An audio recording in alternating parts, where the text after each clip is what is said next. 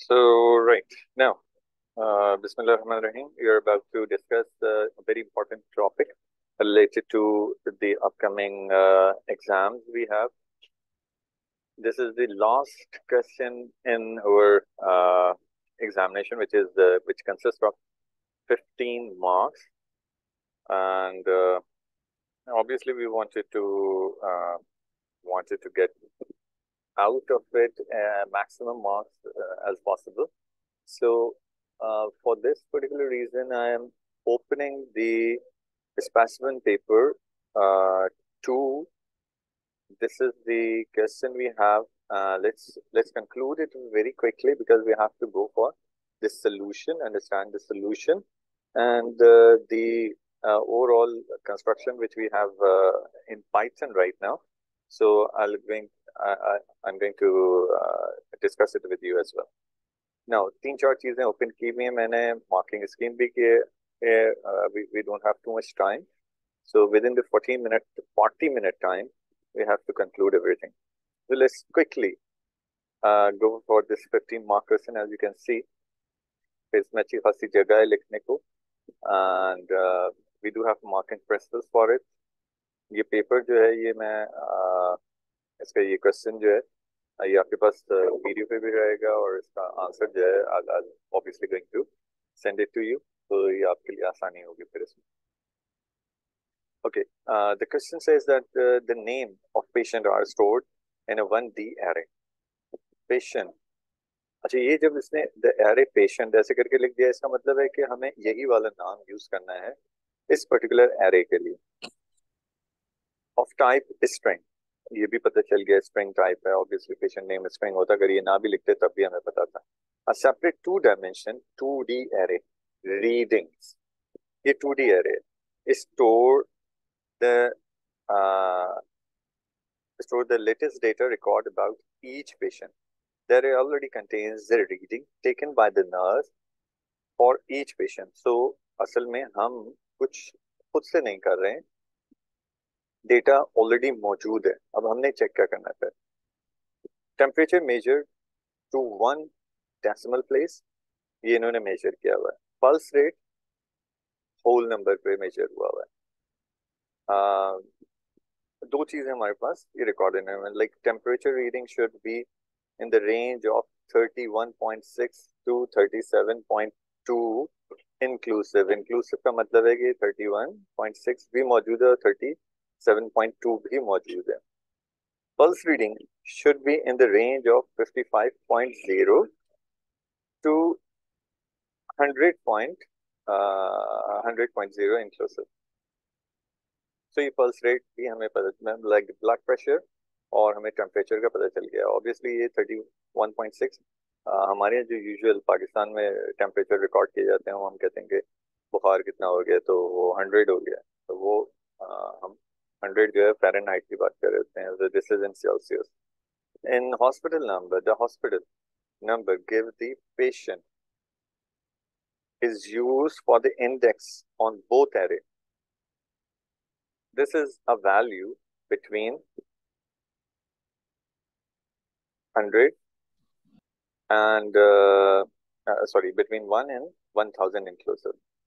तो ये क्या चीज है? बेसिकली हम एज्यूम कर रहे हैं कि हमारे पास जो हॉस्पिटल नंबर है given to the patient is used for index on both arrays.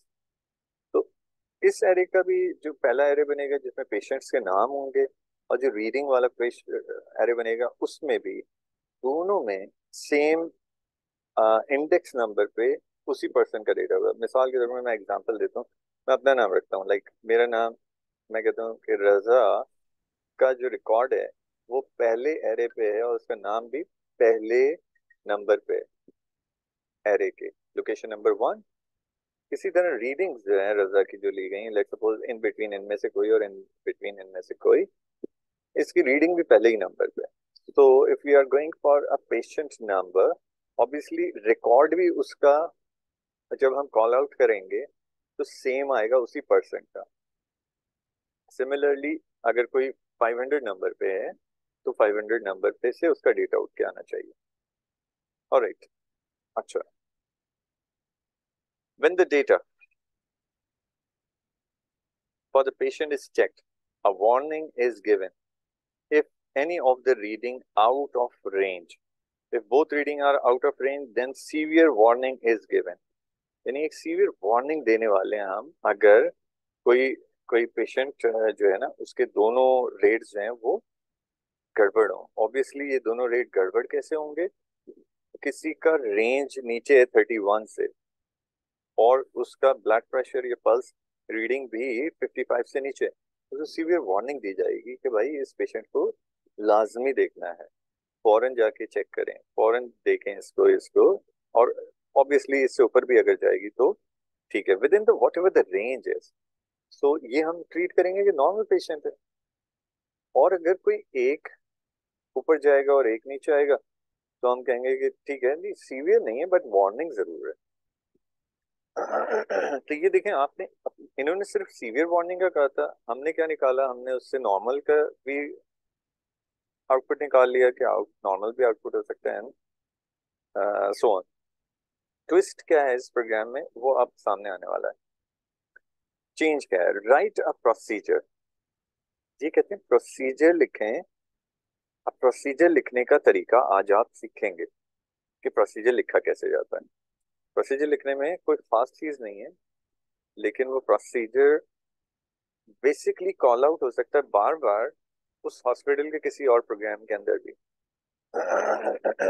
और वो रिटर्न कर सकता है जो ओवरऑल मैसेजेस हैं जिसकी बेस के ऊपर उसको रिटर्न मैसेज आना चाहिए. एनीवे इसके जो जितने वेरिएशंस हैं उनको जल्दी जल्दी देख रहे हैं. अब number one, so write a procedure using the pseudo code और प्रोग्रामिंग कोड. एक बहुत इंपॉर्टेंट बात है इस पर्टिकुलर क्वेश्चन के लिए.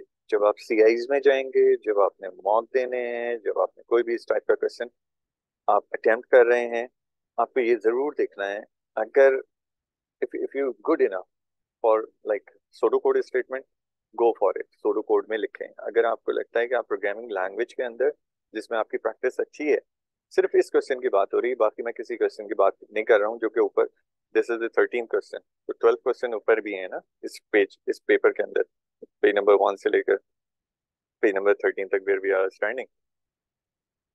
उन सबको छोड़ के इस क्वेश्चन के अंदर हमारे पास एक ऑप्शन मौजूद है कि प्रोग्राम कोड लिख सकते हैं.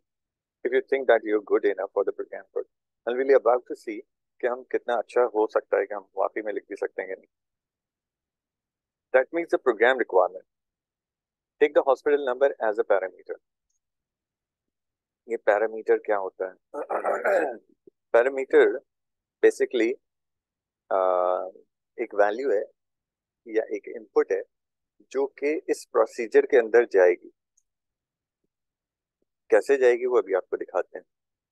अच्छा, जब हम हॉस्पिटल नंबर की बात कर रहे हैं, दिस मीन्स कि ये हॉस्पिटल नंबर खुद से एक नंबर है. और hospital number can not be like real, it should be it should be integer. तो हॉस्पिटल का एक नंबर आपने एज अ पैरामीटर दे दिया. That means the following requirement. Take the hospital number as a parameter. Check if the number is valid. अगर hospital number उसमें नहीं हुआ रेंज में, तो उसने आउटपुट देना है कि ये हॉस्पिटल तो है ही नहीं हमारे पास. Second, third sorry, output an error message and exit the procedure if the number is not valid. So leave the program straight away if the number is not valid. या आउट ऑफ रेंज होगा तो नहीं है. अच्छा, वो out of range क्या है उसने पहले ही हमें बताया हुआ कि मेरे पास रिकॉर्ड अबाउट द पेशेंट, और कहाँ गया, हमें 1000 पड़ा था ना, ये 1000 पेशेंट्स हो सकते हैं. नेक्स्ट आ रहे हैं अब वार्निंग. हाँ, वार्निंग तो हमने पहले ही इसने बता दिया था, लेकिन लेट्स लेट्स रीड इट. हाँ, ये नॉर्मल राइट, ये वाली चीजें अब आ रही थी, नीचे आएंगी. Output an error message if the procedure is not valid. If the hospital number is valid, output the patient name, output normal reading if both readings are within the range. Warning if uh, and the name of the reading, pulse, if one reading is out of range, so like कोई भी एक reading जो है वो गलत हो रही है, तो आपके पास किसका वार्निंग का मैसेज आना है? Output severe warning and the name of two readings, like जो पल्स था और टेम्परेचर था, both readings are out of range and exit the procedure. इस एक काम को करने के बाद आप प्रोसीजर में रहे नहीं, वार्निंग दी आपने या नहीं दी, नॉर्मल के बारे में बताया, एक ही जगह पे रुके रहे, वो वहां से बाहर आ जाए। You must use the pseudocode program code and add comment to explain how your code works. You do not need to initialize the data in the array. अच्छा, इन्होंने ये कह तो दिया है कि you do not need to initialize the data in array। इसका मतलब ये है कि हमने विजुअलाइज करना है कि डेटा है, लेकिन जैसे मैं प्रोग्राम आपको दिखाऊंगा अपना जो बनाया हुआ प्रोग्राम, उसमें ऐसा नहीं है। उसमें ऑब्वियस सी बात है कि हमें कुछ डेटा डालना पड़ेगा, क्योंकि कंप्यूटर प्रोग्राम तो कंप्यूटर प्रोग्राम होता है, वो तो इन चीज़ों को टैकल नहीं कर सकता, वो नहीं चाहता, वो नहीं समझता कि आप बेसिकली कितने, उसको डेटा तो चाहिए ना चलने के लिए। तो हमें कंप्यूटर प्रोग्राम में हम इस चीज़ को देखेंगे। अब वन बाय वन इसकी मैं डायरेक्ट मार्किंग पे जा रहा हूँ, ठीक है, और उसको अंडरस्टैंड करता हूँ, फिर मैं अपने प्रोग्राम को आपको अंडरस्टैंडिंग कराता हूँ कि क्या है। अच्छा, अब ये स्टार्ट हुए हैं यहाँ से। ये बहुत सारी बातें इन्होंने कह दी हैं कि if you are going to write in VB and .NET और Java, तो ये मान लिया जाएगा। डिफरेंट टेक्निक्स हैं, उनके बारे में बात हुई है, उनकी ऑब्वियसली इनिशियलाइजेशन फिलहाल नहीं है, लेकिन कुछ चीज़ें हम यहाँ पे यूज कर रहे हैं। Data structure required underline the names must be use given in the scenario. तो वो हमने अभी पहले ही एरे के जो नाम थे इस प्रोसीजर के अंदर, जो कि अलग फॉन्ट में लिखे हुए हैं, इनको तो यूज करना ही है। बाकी सारी चीजें हम अपने नाम अपनी मर्जी से नाम रख लें, इन दो के नाम सेम यूज करना है। तो patient reading, readings and the patient, इसको हम एज इट इज यूज करेंगे। एक वेरिएबल यूज करें हॉस्पिटल नंबर के साथ डेटा स्ट्रक्चर रिक्वायरमेंट्स के लिए, ठीक है। एंड द कांस्टेंट, हम कुछ कांस्टेंट ले रहे हैं, high temperature, low temperature, pulse high, pulse low. और ये क्यों कर रहे हैं हम ये रेंजेस इनमें बताएंगे। अच्छा, ये सब के सब रियल आपको नजर आ रहा है, डेटा रियल है, तो उनको यूज करना है। सो अगर आपको हमारी लास्ट एक क्लास याद हो, तो उसमें हमने ये बात की थी कि सिंपल पहले काम है हमारा आइडेंटिफाई दी, पहले तो आइडेंटिफिकेशन पूरी कर लें, और साथ के साथ आपको जो जो चीजें मिलती जा रही हैं उनको अंडरलाइन करते जाएं प्रोग्राम कोड के ऊपर। वहां पे जो प्रोग्राम आ रहा है आपके, उस पर अंडरलाइन करते जाएं, उसके ऊपर लिखते चले जाएं कि ये कांस्टेंट बनेगा या नहीं बनेगा। अब आप देखें हमने कांस्टेंट किस वजह से बनाए, क्योंकि वो वैल्यूज कांस्टेंट है, वो हमें जो दी गई हैं, हम उस पर ना ऊपर जाना चाहते हैं ना नीचे जाना चाहते हैं। अगर चले चले जाते हैं, हो सकता है पेशेंट के हों ऊपर नीचे प्रॉब्लम्स, तो वो उनको हम ट्रीट एबनॉर्मल करेंगे अगर किसी का विद इन द रेंज नहीं आता। सो ये फिक्स वैल्यूज हैं, ये हम एज ए कांस्टेंट यूज कर रहे हैं। वेरिएबल डिक्लेरेशन का काम उसने कहा था कि जी वो आप दिखा सकते हैं, लेकिन एरेस के एरेस को नहीं दिखाया ना था, तो हमने हॉस्पिटल नंबर भी इनफैक्ट यहाँ पे नहीं दिखाया, ऑल्दो यहाँ दिखाया जा सकता था। कांस्टेंट को डिक्लेयर करने का तरीका ये था, कांस्टेंट लिखते थे, जो नाम है उसको देते थे, और इक्वल्स टू करके हम ये वैल्यूज को पास ऑन करते थे। There is a question right now we have.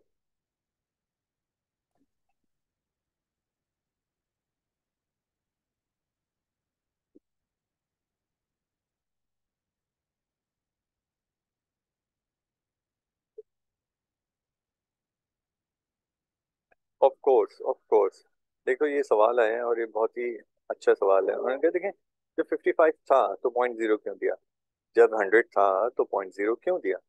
Basically 55.1 भी तो हो सकता है ना, पल्स रीडिंग कोई 55.5 भी हो सकती है शायद।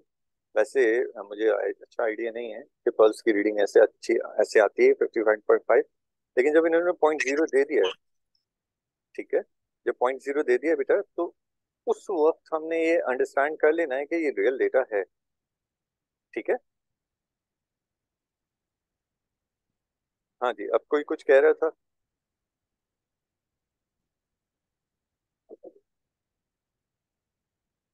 Okay, alright, we have a Yeah. Question. Okay, right, understanding हो गई तो we are moving now.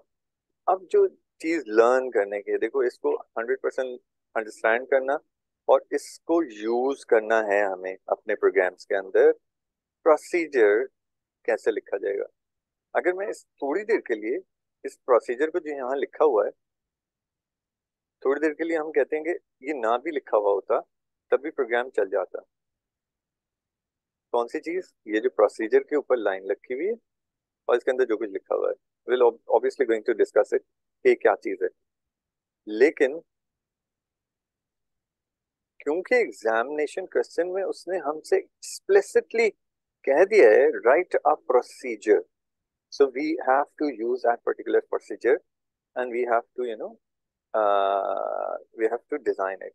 So इस पूरे सिनेरियो को इसलिए अभी आपको दिखाना बहुत जरूरी था कि प्री डिफाइंड फंक्शंस हमने यूज किए थे, प्री डिफाइंड चीजें हमने यूज की थी, बट प्रोसीजर्स हमने शायद आपके साथ यूज नहीं किए थे। ओके, मुझे थोड़ा सा शायद डिफिकल्टी होगी आपको सुनने में, और मैं ट्राई करता हूँ कि आपको ऐसी जगह पे ले जाऊं जहाँ ये डिफिकल्टी कम से कम होगी। 1 मिनट के लिए वेट करना होगा। We try to.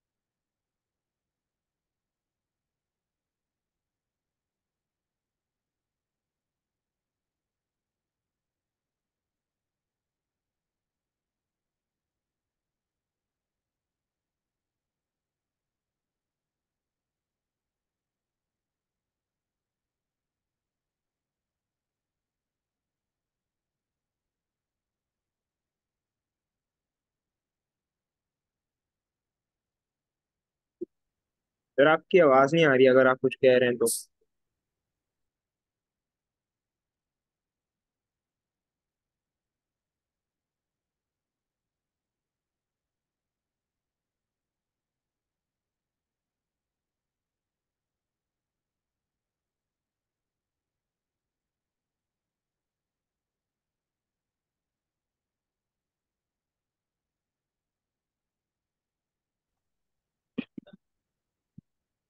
जी बेटे।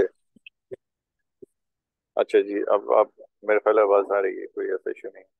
नाउ, जी जी सर। राइट। सो अच्छा, ये सब नहीं करो भाई अभी।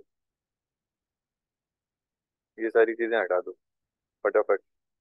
ये मुझे रिमूव करने का टाइम नहीं है इन सब पे, बिकॉज लवारी नहीं करो यार। नहीं, इतना टाइम नहीं है बेटे। इसको बिल्कुल सीरियसली बैठना है और इसको सीरियसली अंडरस्टैंड करना है। अच्छा, now procedure to start with this particular thing. उसके बाद प्रोसीजर का नाम है, ये जो लिखा हुआ है ना, चेक पेशेंट, ये प्रोसीजर का नाम है। उसने कहा था कि जो प्रोसीजर है वो किस चीज को चेक करेगा। प्रोसीजर चेक करेगा तो प्रोसीजर प्रोग्राम को to meet the following requirement, take the hospital number as a parameter.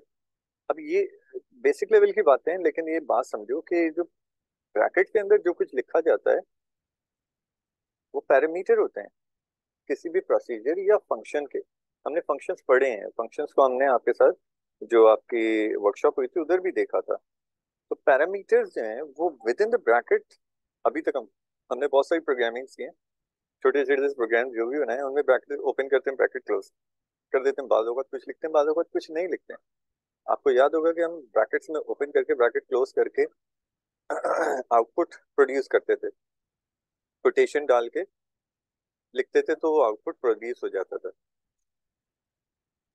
सो वो पैरामीटर है उसका। अब इसी तरह हमने ब्रैकेट के अंदर एक एक प्रोसीजर जो है वो डेवलप किया है। और ये प्रोसीजर जो है वो हॉस्पिटल नंबर है, जो कि हमने as a variable, as a integer कहीं डिक्लेयर किया हुआ है। हम इस प्रोग्राम में शो नहीं कर रहे हैं, लेकिन हमने प्रोसीजर को डिक्लेयर किया हुआ है और उसको एज ए इंटीजर यहाँ पे ट्रीट करेंगे। अच्छा, अब मैं पूरे प्रोग्राम को छोड़ रहा हूँ, मैं बॉटम में जा रहा हूँ। ठीक है, जिसका एंड प्रोसीजर भी होगा, राइट। अच्छा, इस एंड प्रोसीजर के साथ इन सम कंडीशंस, इन सम कंडीशंस एक चीज और होती है जिसको हम कहते हैं रिटर्न। RETURN लिखा हुआ होता है, ठीक है। यानी प्रोसीजर रिटर्न, सॉरी, जब रिटर्न लिखा हुआ आपको मिल जाए अगर किसी में, किसी भी प्रोग्राम के इस पर्टिकुलर चीज के अंदर, यहाँ पे टेक द पैरामीटर, इसने तो बहुत हमारे साथ मेहरबानी की, इसने लिख दिया राइट अ प्रोसीजर। अगर ये कहता है राइट राइट अ सीक्वेंस, और उसके बाद यहाँ पे लिख देते take the hospital number as a parameter and return return true और रिटर्न फॉल्स। अगर ये इस तरह के वर्ड्स लिखेगा, याद रखें ये सारी बातें याद रखने की हैं। अगर इस तरह के वर्ड्स यूज करना शुरू कर दे कि रिटर्न ट्रू फॉल्स, इसका मतलब है कि आप प्रोसीजर नहीं बनाने वाले, आपने फिर पूरा फंक्शन बनाना है। प्रोसीजर, ये जो वर्ड प्रोसीजर लिखा है इसकी जगह फंक्शन लिखेंगे, सिंपल है। बॉटम में आएंगे, एंड प्रोसीजर की जगह एंड फंक्शन होगा, ये इसका नाम होगा ऑब्वियसली।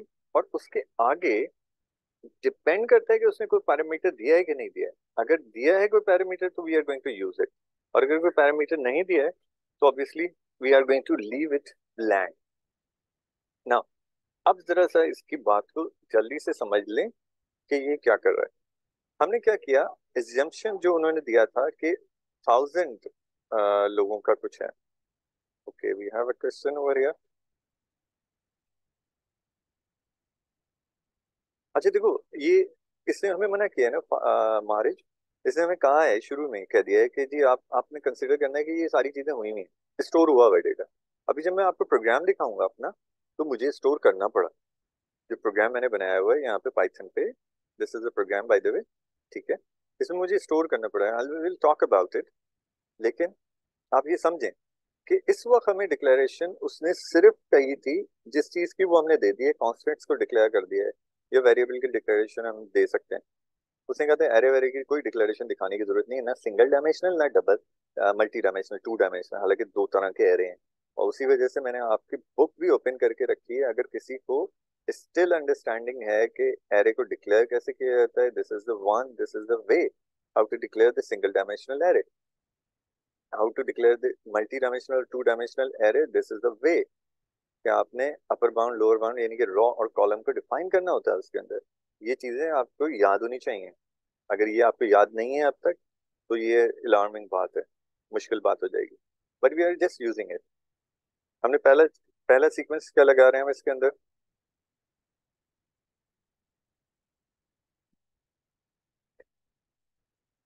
नहीं, हमारी सवाल नहीं समझ में आया। ये आप कहते हैं कि constant also declares the variable. Constant नहीं, constant also declares the variable नहीं है।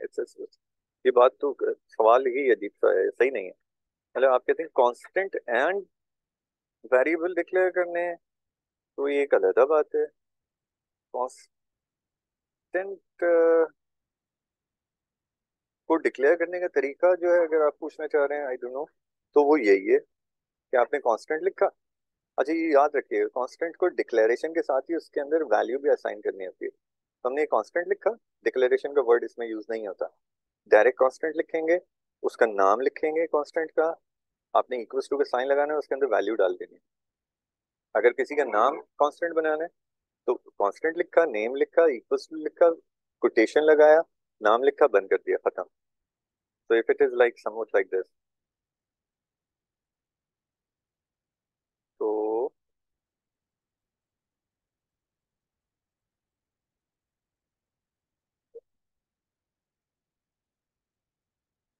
Good in, okay.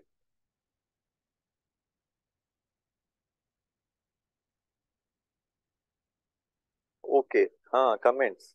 कमेंट्स का देखो उसने जिक्र किया हुआ है, उसने कहा है कि कमेंट्स को यूज करें। अच्छा, अब हमारे पास टोटल 10 मिनट्स हैं, इन बिटवीन इसको हमें जल्दी से कंप्लीट करना है। पहली चीज हमने, हमारी जो जम्पशन थी वो अ, आपके मैं आंसर्स अभी देना शुरू करता हूँ, अगर टाइम बच रहा है तो। पहले मैं अपनी बात कंप्लीट कर लूँ, और वो ज्यादा लंबी नहीं है, मैं सिर्फ ये 5 से 6 लाइनों को डिस्कस करूंगा, बाकी लाइनें आपकी खुद ब खुद समझ में आने वाली हैं। पहली बात, if the hospital number is greater than equals to 1, so there is a hospital number. Hospital number ये हॉस्पिटल का अपना नंबर नहीं है, ये पेशेंट का नंबर है। हॉस्पिटल एक ही है जिसके लिए हम ये प्रोसीजर लिख रहे हैं, लेकिन हॉस्पिटल का पेशेंट आईडी है ये। तो अब आप अगर इसको, इन्होंने हॉस्पिटल नंबर लिख लिया, आप इसको पेशेंट आईडी के तौर पे भी यूज करते हैं। मैंने अपने प्रोग्राम में भी इसको हॉस्पिटल नंबर टाइप की चीज रखी, तो इससे कंफ्यूज मत होइएगा, ठीक है? अच्छा नाम होना चाहिए, पेशेंट आईडी है बेसिकली ये। So if it is greater then equals to 1 and the hospital number is less than equals to 1000, तो this is the check for the validity of hospital number, इसको इक्विवेलेंट होना चाहिए। अच्छा, अगर ऐसा with in the range है, then हम आ रहे हैं और हमने सिंपली लिखा name of patient. Name of patient इसीलिए लिख दिया भाई कि हॉस्पिटल के अंदर कोई पेशेंट है उस पर्टिकुलर लोकेशन पे जो कि within the greater than 1000, greater than 1 and less than equals to 1000 है। नेम ऑफ पेशेंट की हेडिंग डाली, पेशेंट। अब जरा स्मार्टली काम देखिएगा, कितना स्मार्टली ये काम है। हमने लिखा पेशेंट। ये पेशेंट कौन है? वो एरे है जिसको इसने हमें कहा था कि आप रखिएगा। मैं आपको वापस जा रहा हूँ और दिखा रहा हूँ, क्वेश्चन के अंदर उसने कहा था पेशेंट के नाम से एरे डिक्लेयर कीजिएगा, या मतलब एरे यूज कीजिएगा। डिक्लेरेशन का उसने मना कर दिया था हमें, तो हमने डिक्लेयर नहीं करके लिखा है पेशेंट। और उसमें हॉस्पिटल नंबर यूज किया। हॉस्पिटल नंबर कहाँ से आ रहा है? वो ऑब्वियसली हॉस्पिटल नंबर कहीं इनपुट हुआ है, वो हमारे यहाँ पे चेक हुआ है, वैलिडेट हुआ है, और वैलिडेट होके वही यहाँ पे स्मार्टली हमने यूज किया। आप उसकी सिर्फ स्मार्टनेस सिर्फ ये नहीं है, बल्कि फर्दर देखिए। इफ रीडिंग, ये रीडिंग कौन है?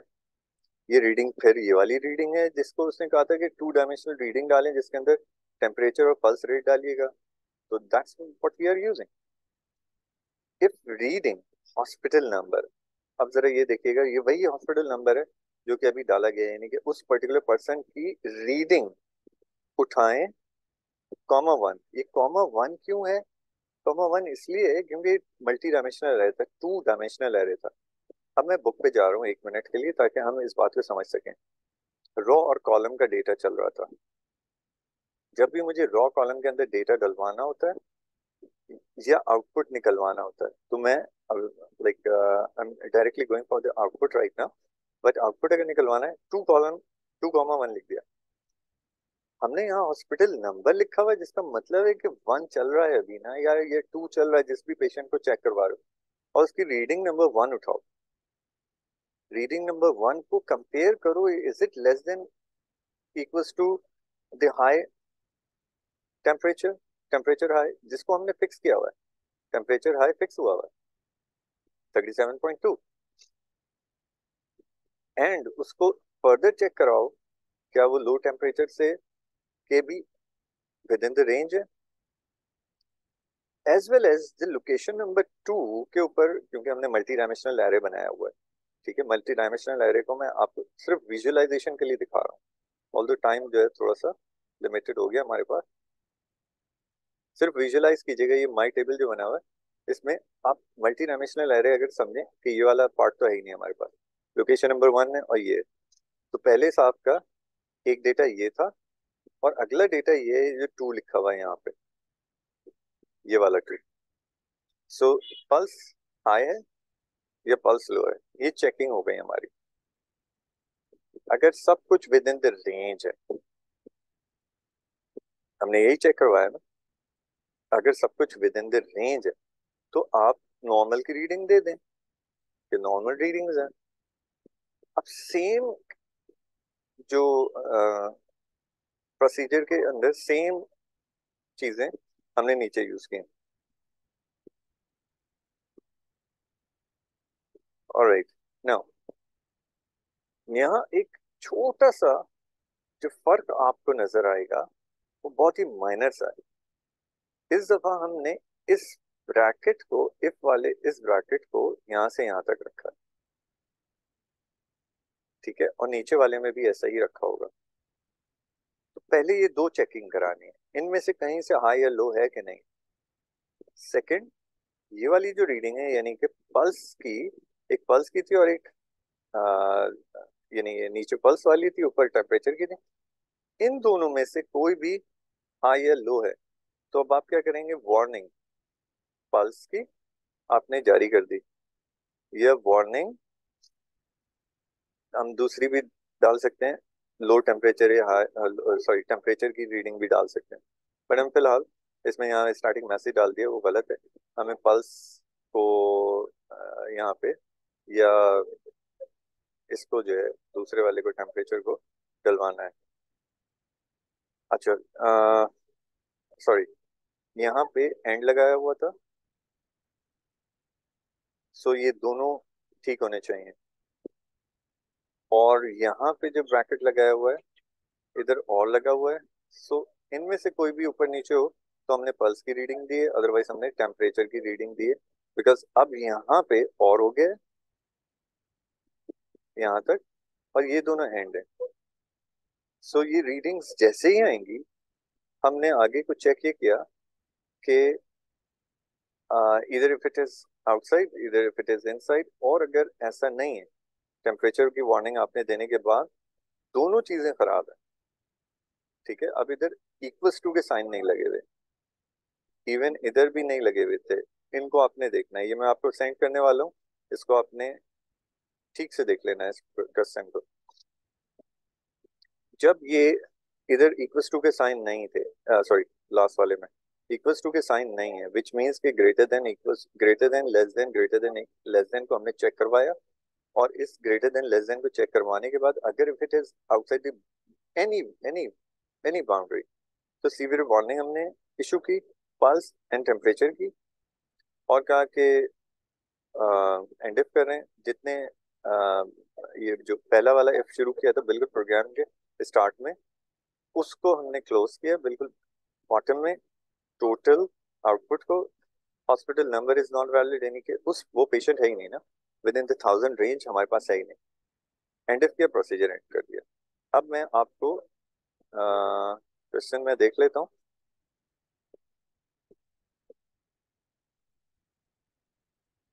Like comment after every statement written. नहीं, सारे हर हर किसी के साथ नहीं, बल्कि हर एक्चुअल प्रोसीजर, नए प्रोसीजर के साथ आप डाल सकते हैं। मैंडेटरी नहीं है, लेकिन उस वक्त मैंडेटरी हो जाएगा जब आप किसी प्रोग्रामिंग लैंग्वेज में काम कर रहे हैं। ठीक है, ये जरा सा ध्यान में रखिएगा। Hospital number in the reading hospital number array. हाँ, ये इस पे हमारी बात तो हुई है कि हॉस्पिटल नंबर को ही वो दिखा रहा है। What's the role of the constant since this program? Obviously बहुत सारे constant के तो बहुत सारा काम था ना, हम बार बार इधर नंबर्स लिखते थे चलते, इधर लो टेम्परेचर हाई टेम्परेचर के सारे नंबर लिखते ले, एक दफा लिख दिए, लो और हाई लिखवाते चले आ रहे हैं। अच्छा, अब मैं जा रहा हूँ प्रोग्राम के पास। अब प्रोग्राम के अंदर थोड़ा सा ट्विस्ट है। अब आप अगर ये प्रोग्राम सही नजर आ रहा हो आपको, मैंने एक पेशेंट नेम लिया है और मुझे पेशेंट लिखवाने पड़े। क्यों लिखवाने पड़ेंगे मुझे पेशेंट? ऑब्वियसली मैंने कम लिए, एक दो तीन चार पाँच, नहीं, हाँ पाँच, पाँच लिए। क्यों पाँच लिए हैं? इसलिए बच्चे कि मैं 1000 लोगों का नाम नहीं लिख सकता। इस वक्त फिक्स करवाया हुआ है मैंने ये पाइथन में। इसी तरह मैंने 2D एरे जो रीडिंग के नाम से है उसको ले लिया है, उसमें 31.6, 45, ये रैंडमली कुछ लोगों के पेशेंट के, पांचों पेशेंट के, मतलब आदिल का डेटा ये है, अरीब का, अरीबा है सर, इसका डेटा ये है, हमजा का डेटा ये है, एंड सो ऑन। और ये दो अरीबा हैं क्या, पता नहीं क्या, जो अभी अबीहा है। एनीवे, हाई टेम्परेचर की रेंज जो उसने दी थी लो टेम्परेचर